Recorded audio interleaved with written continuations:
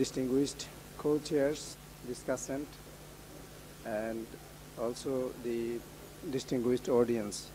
Assalamu alaikum and good morning to all of you. At the very outset, I would like to welcome all of you to this session. Education is the priority, one of the priority areas that has been basically taken very actively by the government of Bangladesh. And as you all know, sustainable development goals for implementation of the different activities to achieve the targets as well as to achieve the milestone that has been set for the Ministry of Education. We are actively working closely with the civil society people, INGO, NGOs, and development partners, so that ultimately we can achieve the target what we have given by the international communities. As a representative of the Ministry of Education, I would like to highlight few of the issues government recently taken to implement the sustainable development goals and activities. The first thing is that we have already aligned SDG issues with the 7th five-year plan, and we are also planning to incorporate all those activities to the upcoming 8th five-year plan, which is already we started preparing the document. And the second thing is that government has already taken different development projects with the support of the development partners as well as from the government's own revenue to implement the activities what we have already identified to achieve the sustainable development goals. And one of the biggest programs we have already initiated, started implementing, that is called Secondary Education Development Program. It is $17.2 billion program that has been implementing by the Ministry of Education, and World Bank and Asian Development Bank, UNESCO, UNICEF, as well as other development partners, they are on board basically to implement the activities what we have already set to achieve the sustainable development goals.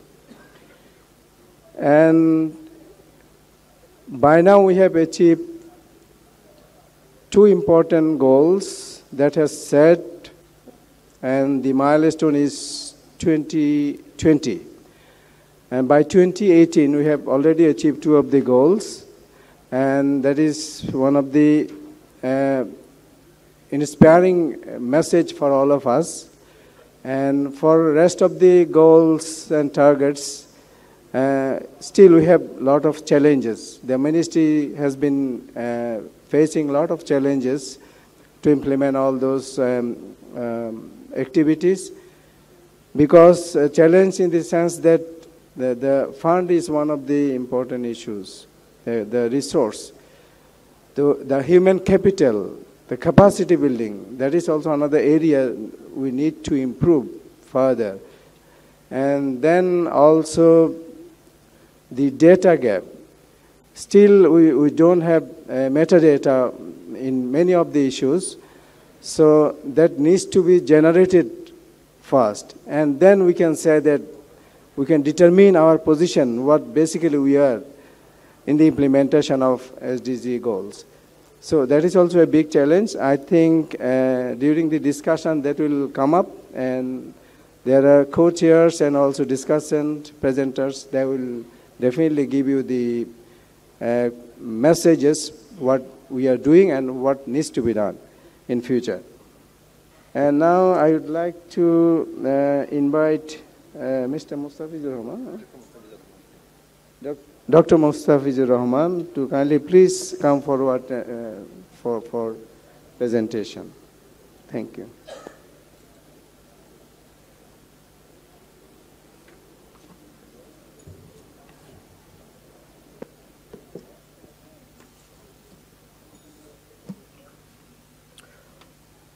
Honorable Chair, Co-Chair, discussant, ladies and gentlemen, very good morning. I think most of the people, not most of the people, all participants I see are Bangladeshi citizens, so I think it would be better if we conduct the session in our own language in Bangla, then it would be better, because কেননা আমি আগের সেশনটাতে দেখেছি যখন আমাদের একজন বাইরের guest ছিলেন উনি যখন বলছিলেন যে 35-এর নিচে ঢাকার বাইরে থেকে কে ফিমেল আছে একটু হাত তোলো, আমি আমার পিছনেই দুইজনকে দেখেছিলাম কিন্তু ওনারা বুঝতেই পারে নাই, অথবা কোনো একটি মানে প্রনাউন্সিয়েশনের প্রবলেম ছিল, আমি বুঝতে পারিনি, বলতে চাই না, সরি, প্রনাউন্সিয়েশনের প্রবলেম ছিল। সো আমি মনে করি এটা বাংলাতে হলে বেটার হবে, সবাই আমরা বাঙালি। সো আমি শুরুতে যেটি বলতে চাচ্ছি, সবাইকে শুভেচ্ছা জানাচ্ছি এই সেশনে আপনারা এসেছেন। আমি যে পেপারটি প্রেজেন্ট করতে যাচ্ছি সেটির মূল ফোকাসটি হচ্ছে যে আমাদের, আপনারা জানেন যে এসডিজির যে মূল ফোকাস বা মূল স্পিরিট যেটি ছিল সেটি হচ্ছে লিভ নো ওয়ান বিহাইন্ড, কেউ পিছিয়ে থাকবে না, এটি হচ্ছে আমাদের মূল স্পিরিট ছিল। সেই জায়গা থেকে আমি আমার কাজটি দেখার চেষ্টা করেছি, এবং আমি বলবো না এটি আমরা, কেননা আপনারা দেখেছেন যে এডুকেশন যে গ্রুপটি রয়েছে সেখানে অ্যাঙ্কর অর্গানাইজেশন ছিল ক্যাম্পেইন ফর পপুলার এডুকেশন ক্যাম্পে, আমি সেখান থেকে প্রেজেন্ট করছি। অ্যাঙ্কর ছিল হচ্ছে প্ল্যান ইন্টারন্যাশনাল এবং আরও 8টি অর্গানাইজেশন ছিল, সবাই মিলে আমরা কাজটি করেছি। সো আমি প্রেজেন্ট করছি আমাদের গ্রুপের পক্ষ থেকে। আমরা জানি যে বাংলাদেশের প্রেক্ষাপটটি নিয়ে যদি আমি বলি, বাংলাদেশে যে জায়গায় আমরা ছিলাম যে ডেভেলপমেন্টে কারা আছে আর কারা নেই, আমরা যদি দেখি ডেভেলপমেন্টে মেইন স্ট্রিম যারা, তারা মোস্ট অফ দ্য চিলড্রেন এখন আমাদের স্কুলে বা শিক্ষার আওতায় চলে এসেছে। কিন্তু যদি আমরা দেখি কারা আসে নাই বা কারা বেশি ড্রপ আউট হচ্ছে, সেই জায়গায় আমরা দেখি কিছু পকেট রয়েছে যারা আমাদের এসডিজিতে বলা হয়েছে লিভ নো ওয়ান বিহাইন্ড, যারা পিছিয়ে থাকবে না, ফিরে তাদেরকে নিয়ে আসার কথা বলা হয়েছে। যেই পিছিয়ে পড়া জনগোষ্ঠী তারাই এখন দেখছি যে আমরা এনরোল করতে পারছে না, এনরোল করলে ড্রপ আউট হয়ে যাচ্ছে বা কোয়ালিটি এডুকেশন পাচ্ছে না। সেই গ্রুপগুলোর মধ্যে এক্সাম্পল হিসেবে বলা যায় ethnic minority, children with disability, then যারা চোর হাওর এলাকায় বসবাস করছে, এরকম যেই আমাদের যদি বলি যে যৌনকর্মীদের শিশু, এই ধরনের বাচ্চাগুলোই আমরা দেখছি যে আমাদের মেইন স্ট্রিম এডুকেশনে তারা সুযোগ পাচ্ছে না, পাইলেও তারা টিকছে না। এটি তো আমাদের এই পেপারটি আমরা তৈরি করতে যেটি করেছিলাম, both primary and secondary data আমরা ইউজ করেছিলাম। সেকেন্ডারি প্রাইমারি ডাটাতে আমরা একটা স্ট্রাকচার কোশ্চেনিয়ার ডেভেলপ করেছিলাম, করে সেটি হচ্ছে প্রায় আমাদের 236টি প্রতিষ্ঠান যারা এডুকেশন নিয়ে কাজ করে তাদের কাছে আমরা ইমেইল করেছিলাম। আমাদের ক্যাম্পে যারা রয়েছে তাদের 21টি কাউন্সিল মেম্বার রয়েছে তাদের কাছে আমরা পাঠিয়েছিলাম। আমাদের সিটিজেন প্ল্যাটফর্ম অন এসডিজিস যে রয়েছে তাদের মেম্বারদের যারা এডুকেশন প্রোগ্রাম রয়েছে তাদের কাছে পাঠিয়েছিলাম। মোটামুটি তাদের কাছ থেকে আমরা ইমেইলে ফিডব্যাকগুলো নিয়েছিলাম। এর বাইরে সেকেন্ডারি ডাটা হিসেবে আমরা সরকারি বেসরকারি বিভিন্ন রিপোর্ট, আমরা রিসার্চ রিপোর্ট, অ্যানুয়াল রিপোর্ট, এরকম বিভিন্ন গাইডলাইন ফ্রেমওয়ার্ক এগুলোকে আমরা অ্যানালাইসিস করেছি। করে আমরা যে ফাইন্ডিংসগুলো পেয়েছি সেখানে আমরা দেখেছি যে 2015 সালে এমডিজি শেষ হওয়ার পরে 2016 সালে যখন এসডিজি শুরু হয়, তারপর থেকে আমাদের সরকারি বেসরকারি লেভেলে অনেক উদ্যোগ গ্রহণ করা হয়েছে, যেটি কাঁধে কাঁধ মিলিয়ে প্যারালালি চলছে, এবং আমরা দেখছি যে এর ফলে অনেক অ্যাচিভমেন্ট হয়েছে। আমি যদি সরকারি লেভেলে দু একটি কথা বলতে চাই যে স্টেট ইনিশিয়েটিভগুলো কী ছিল, আমরা দেখেছি যে প্রধানমন্ত্রীর কার্যালয়ের অধীনে একজন চিফ কোঅর্ডিনেটর রিক্রুট করা হয়েছে। আমরা যদি দেখি, আপনারা জানবেন যে যখন আমাদের এসডিজি হচ্ছিল একই সাথে আমাদের 7-5 ইয়ার প্ল্যানটি হচ্ছে ড্রাফট চলছিল। বাংলাদেশ একটি এসডিজিতে যে প্রপোজাল পাঠিয়েছিল যার অনেকগুলোই গৃহীত হয়েছিল, সেটি ধরে আমাদের তখন চলছিল যে 7-5 ইয়ার প্ল্যানে আমাদের কিছুক্ষণ আগে যিনি চিফ গেস্ট ছিলেন উনি বলে গিয়েছিলেন যে আমরা আমাদের নিজেদের প্রয়োজনে এই কাজগুলো করছি। তো নিজেদের প্রয়োজনে আমরা তখন 7-5 ইয়ার প্ল্যানে আমরা এই জিনিসগুলোকে অ্যাড্রেস করতে গিয়েছিলাম, যার ফলে পরবর্তীতে যখন এসডিজি পাবলিশড হলো, যেটি স্বীকৃত হলো, সবাই এটাকে সিগনেচার করা হলো, দেখলাম যে অনেকগুলো বিষয় পার্শিয়ালি আমাদের হচ্ছে 7-5 ইয়ার প্ল্যানে এগুলোকে অ্যাড্রেস করা হয়েছিল, যার ফলে আমরা সেদিক থেকে এগিয়েছিলাম। আমাদের গভর্নমেন্ট প্রতিটি মিনিস্ট্রি ধরে ধরে এসডিজি ফোকাল পার্সন নির্ধারণ করেছেন। সেই অনুসারে প্রাথমিক ও গণশিক্ষা মন্ত্রণালয় এবং শিক্ষা মন্ত্রণালয়ে আমাদের এসডিজি ফোকাল অ্যাসাইন করা হয়েছে। আজকে এখানে আমাদের ফরমার সেক্রেটারি মহোদয় আছেন।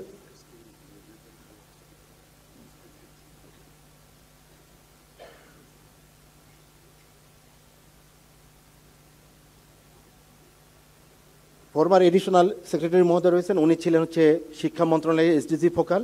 এরকম প্রতিটিতেই করা হয়েছিল। এর পাশাপাশি অনেকগুলো ইনিশিয়েটিভ নেওয়া হয়েছিল আমাদের হচ্ছে প্ল্যানিং কমিশন থেকে। সেগুলো একটি হচ্ছে রোডম্যাপ করা হয়েছে, মিনিস্ট্রি ওয়াইজ কোন ইন্ডিকেটর ধরে ধরে কোন মিনিস্ট্রি হচ্ছে ফোকাল এবং কে অ্যাসোসিয়েট সেগুলো করা হয়েছে। এর পাশাপাশি একটি এসডিজি এডুকেশন এসডিজি 4 অ্যাচিভ করতে গেলে কী করা উচিত সে অনুযায়ী একটি মিনিস্ট্রি অফ এডুকেশন এবং ministry of primary and mass এডুকেশনের লিডারশিপে যেখানে হচ্ছে ইউনেস্কো ক্যাম্পে এবং বিএনসিইউ এনারা একটি কাজ করছে যে একটি ফ্রেমওয়ার্ক তৈরি করা হচ্ছে এবং সেটি অলমোস্ট ফাইনালের পথে। এগুলো হচ্ছে স্টেট ক্ষেত্রে আরও অনেকগুলো রয়েছে, আমি জাস্ট সংক্ষেপে একটি বললাম। এখন নন স্টেট যে ইনিশিয়েটিভগুলো নেওয়া হয়েছে, নন স্টেট দ্যাট মিন এখানে এনজিওগুলোকে আমি বলছি, প্রাইভেট সেক্টর বলছি, আরও যারা সিভিল সোসাইটি বা টিচার অ্যাসোসিয়েশন যারা রয়েছে আমি সকলকেই এখানে অ্যাকনোলেজ করার চেষ্টা করছি এবং অ্যাড্রেস করেছি। সেটি হচ্ছে আপনারা জানেন যে এসডিজি পরেই আমাদের PDP-4 প্রাইমারি যে মেগা ফ্ল্যাগশিপ প্রজেক্ট PDP-4 হয়, সেখানে এনজিওগুলো বা সিভিল সোসাইটির পক্ষ থেকে access, disparity and quality, equity এই ইস্যুগুলোতে কন্ট্রিবিউট করার একটি বড় ধরনের সুযোগ ছিল এবং তার অধিকাংশই আমাদের PDP-4 যে ডকুমেন্ট সেখানে এগুলো এসেছে। এনজিওগুলো যেটি করছে যে সরাসরি এনজিওগুলোর লিডারশিপে প্রায় 2.9 মিলিয়ন লার্নার্স, এটি হচ্ছে বিভিন্ন যেই এডুকেশন সার্ভিস দেওয়া হচ্ছে সেগুলো বিভিন্ন বৈকালিক এবং মানে মেইন স্ট্রিম এডুকেশনের বাইরে, যার অধিকাংশই আমাদের লেফট বিহাইন্ড যারা বলছে যে পিছিয়ে পড়া জনগোষ্ঠীর শিশুরা এখানে পড়াশোনা করছে। আমাদের 37,000 ফর্মাল অ্যান্ড নন ফর্মাল সেন্টারের মাধ্যমে এখানে 1.7 million non formal education provide করা হচ্ছে। ওটি ছিল ফর্মাল, এটি হচ্ছে নন ফর্মাল। এর বাইরে প্রি প্রাইমারি এডুকেশন সাপোর্ট দেওয়া হচ্ছে যেখানে প্রায় 7 লক্ষ শিক্ষার্থী 25,000 সেন্টারের মাধ্যমে এই বেনিফিটটি পাচ্ছে। এগুলো সব হচ্ছে এনজিওর মাধ্যমে পাচ্ছে। এর বাইরে লাইফ লং লার্নিং যেটি হচ্ছে আমরা বলি কমিউনিটি লার্নিং সেন্টার, সেখানে 7 লক্ষ লার্নার্স আরও বেনিফিট পাচ্ছে। এই ধরনের হচ্ছে নন স্টেট একটু সরাসরি এডুকেশন যে আমাদের এসডিজি 4-এর যে 7টি টার্গেট রয়েছে সেই টার্গেটে কোন জায়গায় কন্ট্রিবিউট করছে সেই জিনিসটা আমি বলার চেষ্টা করলাম সংক্ষেপে, কেননা আমাকে 10 মিনিট সময় দেওয়া হয়েছে, 5 মিনিট চলে গেছে। যদি আমি দ্রুত সব বলতে যাই তাহলে হয়তো আমি এগুলো শেষ করতে পারবো না। এর বাইরে আমি যেগুলো বলতে চাই সেগুলো হচ্ছে যে অনেক এনজিও প্রাইমারি এবং সেকেন্ডারি স্কুলে ওয়াশ ব্লক তৈরি করে দিয়ে ওয়াটার স্যানিটেশন সাপোর্ট প্রোভাইড করছে। অনেক এনজিও লাইব্রেরি প্রোভাইড করছে যে এবং স্কুল কনস্ট্রাকশনের রিনোভেশন করে দিচ্ছে। এর পাশাপাশি এনজিওগুলো ফ্ল্যাগশিপ স্টাডি করছে, যার ফলে আমরা কোন জায়গায় রয়েছি এসডিজি 4-এ আমরা সেগুলো স্টক টেকিং করার চেষ্টা করা হচ্ছে। সিএসওর পক্ষ থেকে আপনারা জানেন যে অলরেডি একটি এনজিওগুলোর পক্ষ থেকে ফ্রেমওয়ার্ক ফর অ্যাকশন আমরা এসডিজি 4 অ্যাচিভ করতে গেলে কার কী রোল সেটি করা হয়েছে। এই ধরনের বেশ কিছু উদ্যোগ গ্রহণ করা হয়েছে। আমি উদ্যোগের বাইরে আরেকটি ছোট করে ওই এখানে নেই যেটি বলতে চাই সেটি হচ্ছে অনেক ইনোভেশন রয়েছে। পিছিয়ে পড়া জনগোষ্ঠীর কাছে পৌঁছানোর জন্যে নৌকা দিয়ে স্কুল তৈরি করা হয়েছে। যেমন আপনারা চোরহাওর এলাকায় এবং সিরাজগঞ্জের চোর এলাকায় দেখা যায় যে স্কুলের বাচ্চারা বর্ষাকালে স্কুলে আসতে পারে না, কেননা জায়গাগুলো ডুবে যায় বর্ষাকালে। এই জায়গায় নৌকা দিয়ে স্কুল তৈরি করা হয়েছে যে নৌকাটি নির্দিষ্ট দিনে নির্দিষ্ট সময়ে স্কুল যেখানে কমিউনিটি রয়েছে সেই জায়গায় নৌকাটি চলে যায়, বাচ্চারা ওখানে এসে পড়াশোনা করে আবার তারা বাসায় চলে যায়। এইভাবে যে পিছিয়ে পড়া জনগোষ্ঠী, আমি একটি এক্সাম্পল দিলাম, এরকম অনেক এক্সাম্পল রয়েছে যেগুলো দিয়ে পিছিয়ে পড়া জনগোষ্ঠীকে অ্যাড্রেস করা হচ্ছে। মূলত এনজিওগুলো কাজ করছে পিছিয়ে পড়া যে জনগোষ্ঠী তাদেরকে অ্যাড্রেস করার জন্য। আমি গ্যাপ অ্যান্ড চ্যালেঞ্জগুলো বলতে চাই সংক্ষেপে। আমরা যদি এখনও হিসাব করি 2017 এবং আমি অধিকাংশ ডেটা হচ্ছে 2017 শেষে এবং 2018 ডেটা ইউজ করেছি, 2019-এর কোনো ডেটা এখানে নেই, শুধু যেগুলো আমি কোয়েশ্চেনিয়ারের মাধ্যমে পেয়েছি।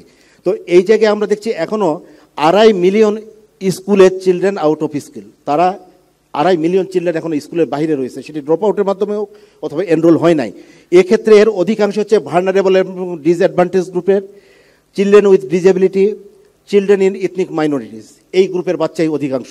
আরও যে জিনিসটি হচ্ছে এদের মধ্যে কিছু কিছু বাচ্চাকে এনরোল করানো হলে সেই বাচ্চাগুলো কিছুদিনের মধ্যেই কন্টিনিউ করছে না, তারা পড়ে যাচ্ছে। এই জিনিসটি হচ্ছে একটি বড় বিষয়। দ্বিতীয় হচ্ছে হাই ড্রপ আউট। আমরা যদি এমডিজির শেষে দেখি সেই সময় থেকে এনরোলমেন্ট, আমরা যদি গভর্নমেন্ট ডেটা ধরি 1.5% মতো প্রাইমারি স্কুলে এনরোলমেন্ট বেড়েছে। আমরা যদি ড্রপ আউট দেখি সেই সময় 20.5% ছিল, এখন 18.8% রয়েছে। তার মানে এখনও দেখা যাচ্ছে প্রতি 5 জন শিক্ষার্থীর 1 জন স্কুলে থেকে ড্রপ আউট হয়ে যাচ্ছে। এবং এই ড্রপ আউটের ক্ষেত্রে অধিকাংশই তারা হচ্ছে চিলড্রেন যারা হার্ডকোর পুর এরিয়া থেকে এসেছে, আরবান স্লাম থেকে এসেছে, ইথনিক এবং লিঙ্গুইস্টিক মাইনরিটি থেকে এসেছে, এই ধরনের কমিউনিটিগুলো থেকে যারা এসেছে তারাই বেশি ড্রপ আউট হচ্ছে। আরেকটি সমস্যা হচ্ছে, সেটি হচ্ছে কোয়ালিটি এডুকেশনের ক্ষেত্রে আমরা একটি সমস্যা দেখছি। সেটি হচ্ছে এখনও স্কুলগুলোতে স্টুডেন্ট এবং টিচারের যে রেশিও, আমাদের 1:30 বা 1:40 আমাদের দুটি টার্গেট রয়েছে এডুকেশন পলিসি এবং আমাদের নীতি অনুযায়ী, সেই জায়গা থেকেও আমরা অনেক উপরে। সেটি হচ্ছে প্রতি 46 জন শিক্ষার্থীর জন্য একজন শিক্ষক রয়েছে। এর পাশাপাশি আমাদের স্কুলের যে কনস্ট্রাকশন বা ইনফ্রাস্ট্রাকচারের সমস্যার কারণে 77% স্কুলের ডাবল শিফট প্রাইমারি স্কুলে হচ্ছে, যার ফলে বাচ্চারা যে ইন্টারন্যাশনাল যে স্ট্যান্ডার্ড রয়েছে, বাচ্চাকে বছরে 900 থেকে 1000 আওয়ার, তাদেরকে 1000 ঘন্টা যে শিক্ষা দিতে হবে, আমরা তার অর্ধেকে নেমে এসেছি। এর পাশাপাশি যে জিনিসগুলো হচ্ছে, সেটি হচ্ছে আমরা যদি দেখি এর রেজাল্টটি ন্যাশনাল স্টুডেন্ট অ্যাসেসমেন্ট এনএসএফ যদি আমরা এগুলো দেখি, সেগুলো 2011-তে আপনাদের কাছে আমার যে রিপোর্টটি রয়েছে ওই জায়গায় দেখবেন, আমি একটা ডিটেল ব্যাখ্যা করছি না। 2011-তে আমরা যেখানে ছিলাম ন্যাশনাল স্টুডেন্ট অ্যাসেসমেন্টে, 2013-তে তেমন চেঞ্জ হয় নাই, 2015-তে এসে দেখেছি সেগুলো থেকে আমরা প্রতিটি ইন্ডিকেটরে বাংলা, ম্যাথ সব জায়গায় আমরা এগুলোতে করেছি, পিছিয়ে পড়ছি। তার মানে আমাদের ওই যে সমস্যাগুলো পড়লাম তার রেজাল্ট আমরা এদিকে দেখতে পাচ্ছি। পাশাপাশি যেটি হচ্ছে 2000 ডেটা গেল, এর পাশাপাশি অ্যাসেসমেন্ট সিস্টেম, আমাদের অ্যাসেসমেন্ট 3টি রয়েছে। একটি হচ্ছে ক্লাস 5-এ হয় পাবলিক এক্সাম, একটি এনএসএ, আর একটি হচ্ছে ক্লাসে। কিন্তু ক্লাস 5 পাস করলে বা ক্লাস 8 পাস করলে ছেলেটির যে কোয়ালিটি এডুকেশন হয়, এটি কিন্তু আমরা নিশ্চয়তা পাই নাই। কেননা বিভিন্ন জায়গায় আমরা দেখেছি, বিভিন্ন অ্যাসেসমেন্টের ক্যাম্পেরও একটি গবেষণা রয়েছে, সেখানে ক্লাস 5 জিপিএ 5 পাওয়া ছেলেদেরকে যখন কম্পিটেন্সি টেস্ট নেওয়া হয়, দেখা যায় যে তারা সে জায়গায় পিছিয়ে রয়েছে। টিচার প্রোফাইল, আমরা দেখি যে এখনও টিচার প্রোফাইলে একটি বড় সমস্যা রয়েছে, যে লিডারশিপ ট্রেনিং পাচ্ছে না। সাবজেক্ট 26% লিডারশিপ ট্রেনিং পেয়েছে, সাবজেক্ট স্পেশালিস্ট ট্রেনিং নেই। এছাড়া আরও একটি বড় সমস্যা হচ্ছে প্রাইমারির স্কুলের দেখি আমরা যে 27% হেড টিচারের পজিশন ভ্যাকেন্ট এবং 7% অ্যাসিস্ট্যান্ট টিচারের পজিশন ভ্যাকেন্ট। সেকেন্ডারি ক্ষেত্রেও একই অবস্থা, হাই ড্রপ আউট। এবং সেকেন্ডারি ক্ষেত্রে আরও একটি সমস্যা হচ্ছে, আমি 2 মিনিট শেষ করছি। সেকেন্ডারি ক্ষেত্রে আরও একটি সমস্যা হচ্ছে, সেটি হলো যে আমরা প্রাইমারিতে যেমন মেয়েদের গার্লস এডুকেশনে আমরা বেশি দেখেছি, সেকেন্ডারিতে আমরা দেখছি যে গার্লস এডুকেশন যে জেন্ডার ইন্ডেক্স, সেই জায়গায় গ্যাপ রয়ে গিয়েছে। টিভেট যদি বলি আমরা, এগুলো তো দেখছি যে আমরা পিছিয়ে আছি, এগুলো পার্টিসিপেশন স্যাটিসফ্যাক্টরি না। আরেকটি যেটি আমি বলে পিছনে চলে যাব, সেটি কোঅর্ডিনেশন মেকানিজম। এডুকেশনে যদি আপনারা দেখেন, এডুকেশনের সাথে 4টি মিনিস্ট্রি, মপমি, MOE, ministry of science technology, ICT division, ministry of post and telecommunication, এই 4টি মিনিস্ট্রির সাথে এডুকেশন সংযুক্ত। এখন দেখা যায় বাজেটে যেভাবে থাকে, যেভাবে ভাগ করে দেওয়া হয়, এই 4টি মিনিস্ট্রি কোঅর্ডিনেশনের মধ্যে একটা সবসময় ঝামেলা দেখি। যার একটি পত্রিকায় আপনারা দেখেছেন যে ক্লাস 5-এর পরীক্ষা হবে কি না, এটি নিয়ে 2 মিনিস্টারের কিছুদিন আগে দেখেছি 2 রকম বক্তব্য, এবং শেষে যে দেখেছি যে স্টুডেন্টরা কনফিউজড যে 5-এ পরীক্ষা হবে কি না, সেরকম ঘটনাও ঘটে গিয়েছিল।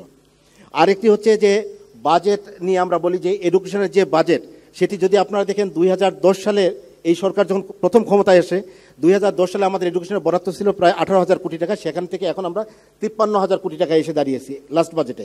3 গুণ বেড়েছে, কিন্তু বাজেটের পরিমাণ বেড়েছে কিন্তু 4 গুণ। 95,000 কোটি টাকা ওই সময় ছিল, এখন কিন্তু 4 লক্ষ ছাড়িয়ে গিয়েছে। এবং আমাদের বাজেট সবচেয়ে 2% জিডিপির সাথে ঘোরাফেরা করছে, এবং সাউথ এশিয়া ও অন্যান্য দেশগুলোর তুলনায় এটি অনেক পিছিয়ে রয়েছে। এর সাথে যে বাজেট দেওয়া হয়, তার 90% বাজেট যায় হচ্ছে শিক্ষার্থীদের, শিক্ষকদের বেতন, পাশাপাশি হচ্ছে ইনফ্রাস্ট্রাকচার ডেভেলপমেন্ট। সো 10% যে বাজেট কোয়ালিটির জন্য দেওয়া হয়, এই 10% বাজেট দিয়ে যদি আমরা এভাবে এগোতে থাকি, আমাদের কোয়ালিটি এডুকেশন অ্যাচিভ করা 2030 তো দূরে থাক, 2130 সালেও সম্ভব কিনা এটি নিয়ে সন্দেহ রয়েছে। আরেকটি হচ্ছে গভর্নেন্স চ্যালেঞ্জ, যেটি হচ্ছে ডিসেন্ট্রালাইজেশনের ক্ষেত্রে আমরা গ্যাপ দেখতে পাচ্ছি, যে অধিকাংশ হচ্ছে কেন্দ্রীভূত। ম্যানেজমেন্ট এবং করাপশন, একটি করাপশন বলছি, এটি নিয়ে কোশ্চেন হবে, করাপশনের ব্যাখ্যাটা দিয়ে যায়। স্লিপের যে প্রাইমারি এডুকেশনের ফান্ড রয়েছে, সেটা যদি ব্যাখ্যা আপনারা দেখেন কীভাবে ইউজ হচ্ছে, সেই জায়গায় স্লিপের ফান্ডের একটি বড় ধরনের ঝামেলা রয়েছে। এর বাইরে হচ্ছে ডোনার প্রায়োরিটি। আমাদের এডুকেশনে ডোনারদের পক্ষ থেকে আমরা দেখি যে অনেক কথা থাকে, কিন্তু ডোনার প্রায়োরিটি শিফট হয়ে গেছে, যে এডুকেশনে টাকা থাকছে না, 8 কার্ড হয়ে অন্যদিকে যাচ্ছে। এর পাশাপাশি এডুকেশন যেটি রয়েছে বাংলাদেশে, সেটা হচ্ছে রিফিউজি ফোকাস হয়ে যাচ্ছে। গ্লোবাল টেরোরিজম এবং ডিসক্রিমিনেশন একটি বড় ধরনের সমস্যা রয়েছে। এই ছিল মোটামুটি জিনিস। আমি এখন সংক্ষেপে আর এটা পড়ছি না, 1 মিনিটে আমি শেষ করে দিতে। সেটি হচ্ছে যে এটার জন্য আমাদের কি করতে হবে, আমাদের জায়গা থেকে যেগুলো বের হয়েছে, যে একটি কম্প্রিহেন্সিভ রোড ম্যাপ করতে হবে। সেই রোড ম্যাপের মাধ্যমে আমরা আরও 2টা 5 ইয়ার প্ল্যান পাবো, 8ম এবং 9ম। সেই জায়গা থেকে কতটুকু কোন জায়গায় অ্যাড্রেস করা হবে, তার একটা প্রপার রোড ম্যাপ থাকতে হবে। আমাদের ইথনিক মাইনরিটি এবং ইনক্লুসিভ এডুকেশনে গুরুত্ব দিতে হবে। বাজেটের জন্য আমরা জানি রাতারাতি 20% দেওয়া সম্ভব না, কিন্তু গভর্নমেন্টের একটা রোডম্যাপ থাকতে হবে যে এই বছর এত প্রায়োরিটি অনুযায়ী কোন দিন আমরা 20% বাজেট পাবো বা 6% জিডিপিতে যাবো, তার একটি ক্লিয়ার একটি রোডম্যাপ থাকতে হবে। টিচার ট্রেনিংয়ের ব্যবস্থা করতে হবে, সেটি অন জব ট্রেনিং এবং প্রি টিচার আসতে হবে।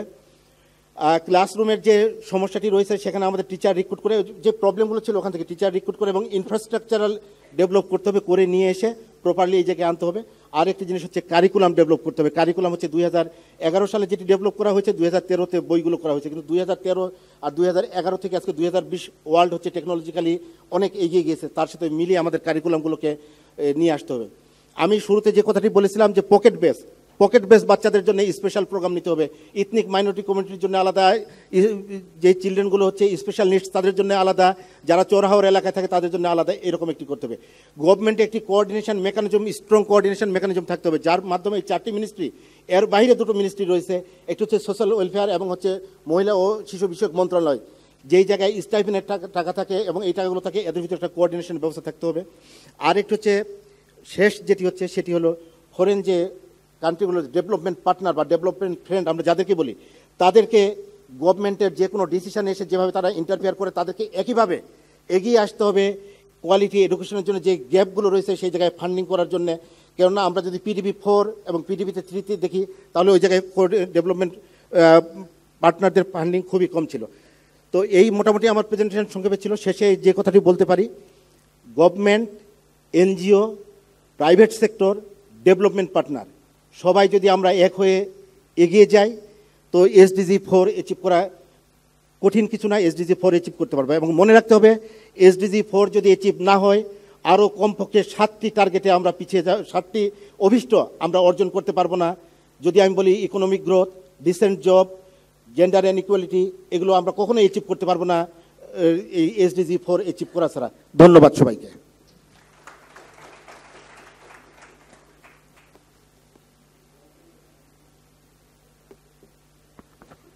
Thank you, Dr. Mustafizur Rahman, for your nice presentation.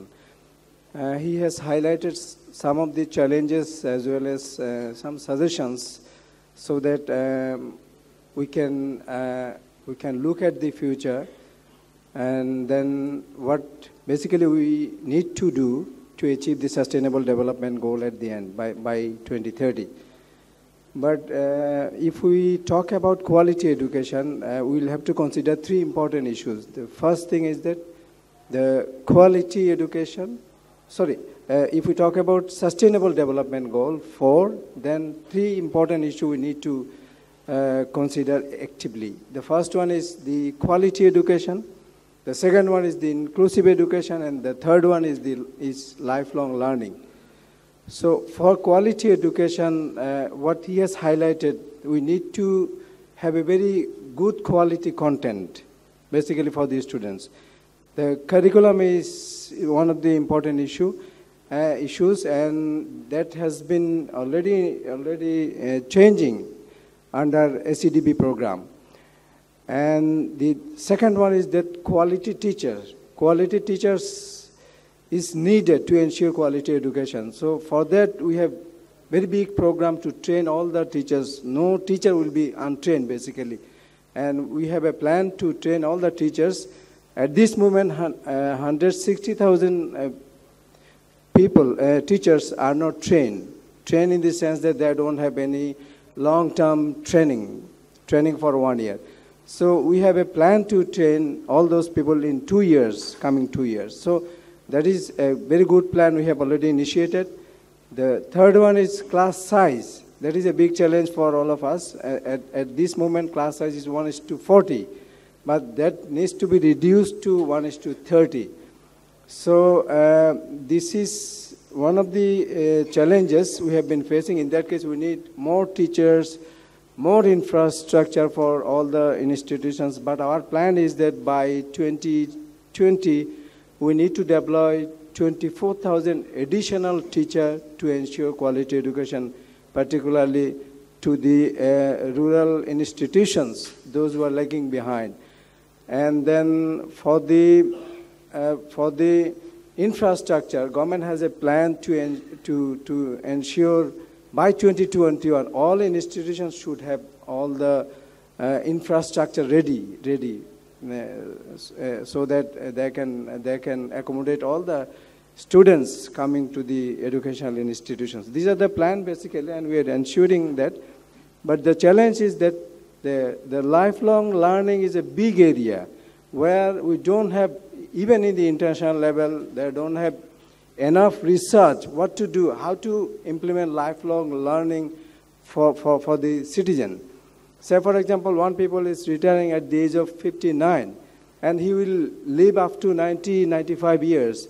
Then how we can tap his experiences and knowledge, or he has some, if he has some skills, then how we can tap it to develop our future generation. So in that case, we need to have more study. I think civil society organizations, they can come forward to have study or research on those areas so that government should have right policy to implement SDG goal. Thank you, Dr. Mustafizur Rahman, once again. Now, this is the time for comments by the discussant. First of all, I would like to request one of my friends, Chaudhuri Mufad Ahmed. He was Additional Secretary in the Ministry of Education, and he was the pioneer of developing the secondary education development program for the ministry. So please come forward and have your views. Thank you. Thank you. Co-chairs, discussants, and ladies and gentlemen. আসলে এখানে আমি বোধহয় বাংলা বোঝেন না এমন কেউ নেই, so I'd like to speak in Bangla if you allow. Okay, I think. প্রথমে বলবো যে এখানে ডক্টর মুস্তাফিজুর রহমান যে প্রেজেন্টেশন করেছেন সেটা এখন কি হচ্ছে এই সেক্টরে, আগে কি হয়েছে তার উপর একটা চমৎকার সংক্ষেপে হলেও উনি মোটামুটি সবগুলো বিষয় কভার করেছেন। এ বিষয়ে আমি কিছু আর যোগ করব না।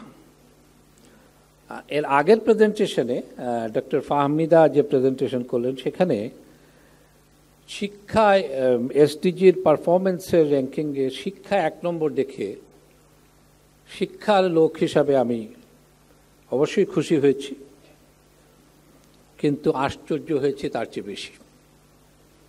শিক্ষা 1 নম্বর হওয়ার মানে অন্যান্য ইন্ডিকেটরের অবস্থা যে কত খারাপ সেটা শিক্ষা 1 নম্বর দেখে আমি বুঝতে পেরেছি।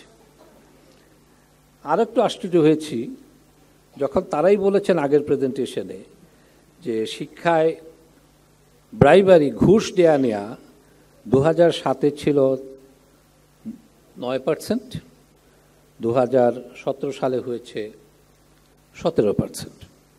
এত কিছুর পরেও শিক্ষা 1 নম্বর হয়েছে, এটা খুবই, এক্সকিউজ মি, আমি একটু পানি দেব।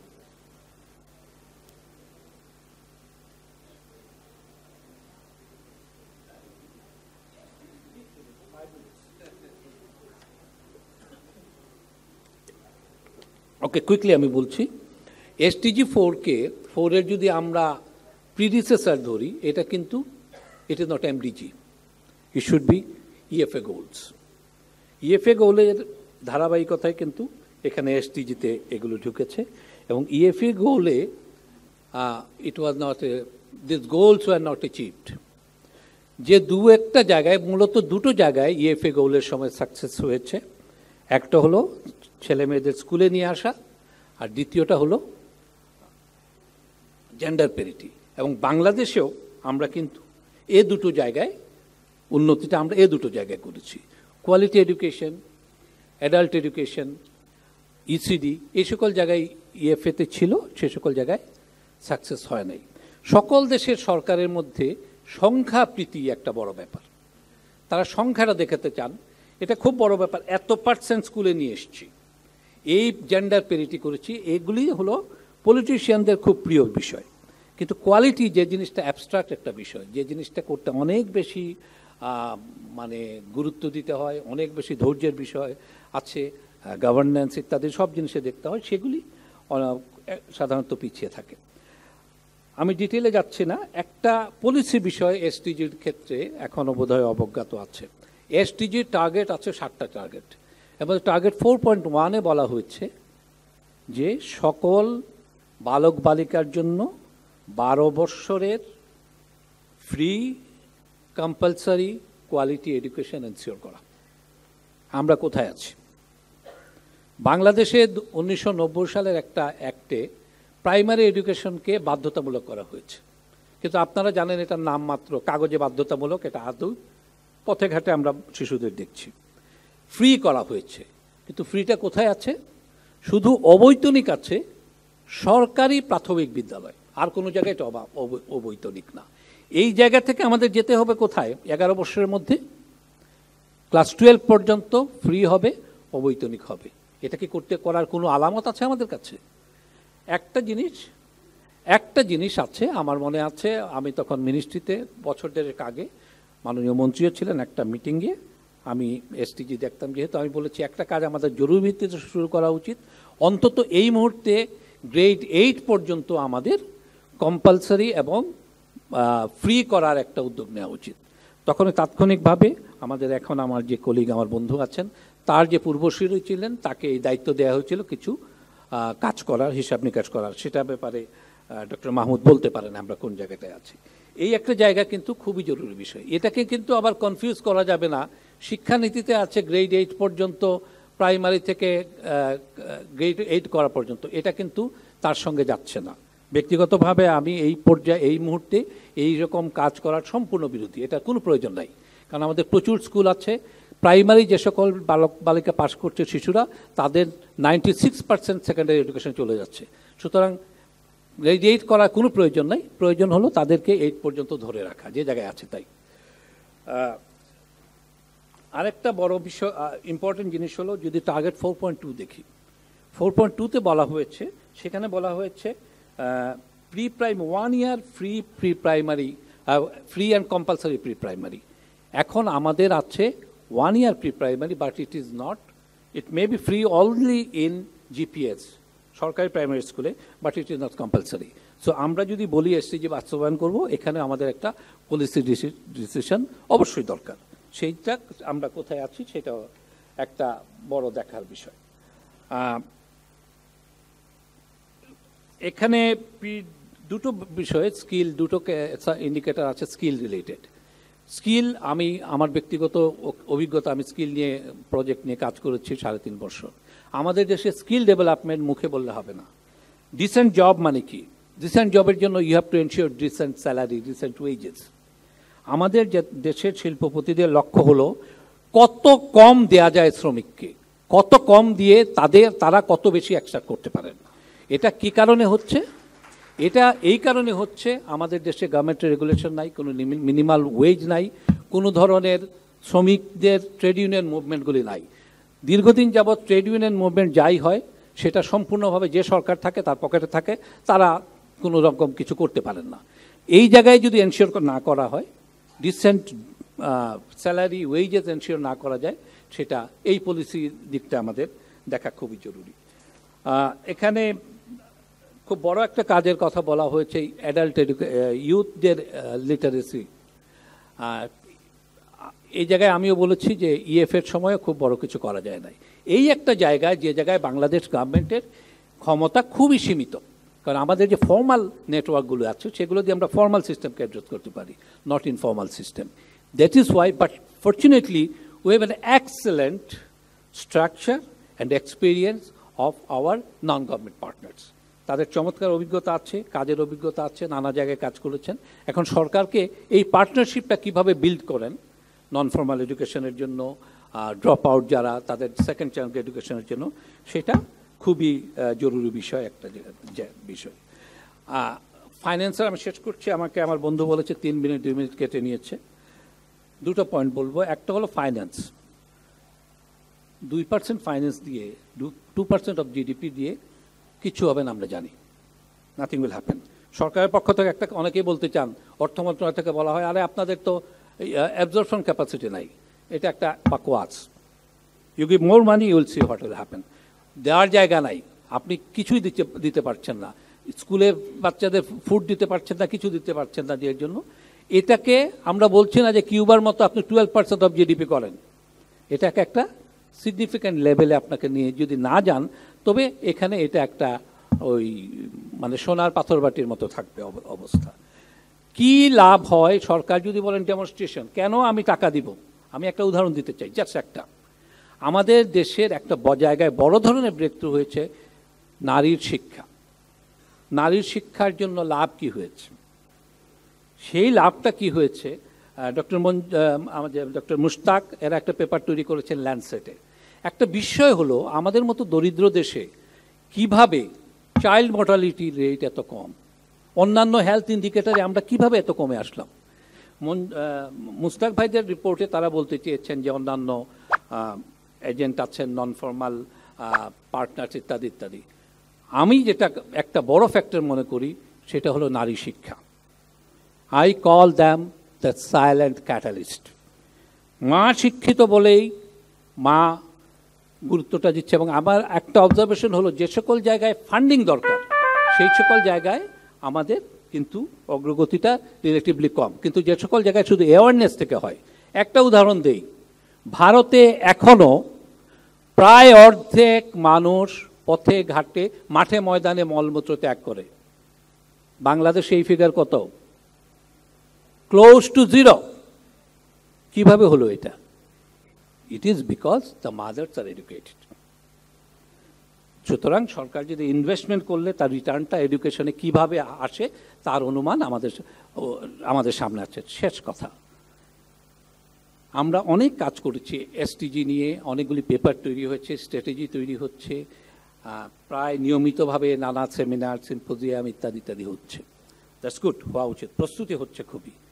আমার একটা আশঙ্কা, রবীন্দ্রনাথের একটা কথাই আছে, গানে আছে, তোমার পূজার ছলে তোমায় ভুলেই থাকি। আমাদের ক্ষেত্রে এরকম কিছু হয় কিনা যে পূজার আয়োজন করতে গিয়ে আসল যার পূজা করছি সেটা আমরা যাতে ভুলে না যাই। সুতরাং সেই বিষয়টা মনে রাখা দরকার। ধন্যবাদ। Thank you, Chaudhary, for your nice comments. But just to respond to your one of the issues, the free education up to grade 10.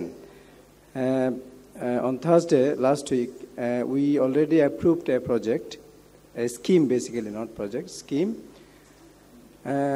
The intention is that by 2020, we will ensure free education for all the children up to grade 10.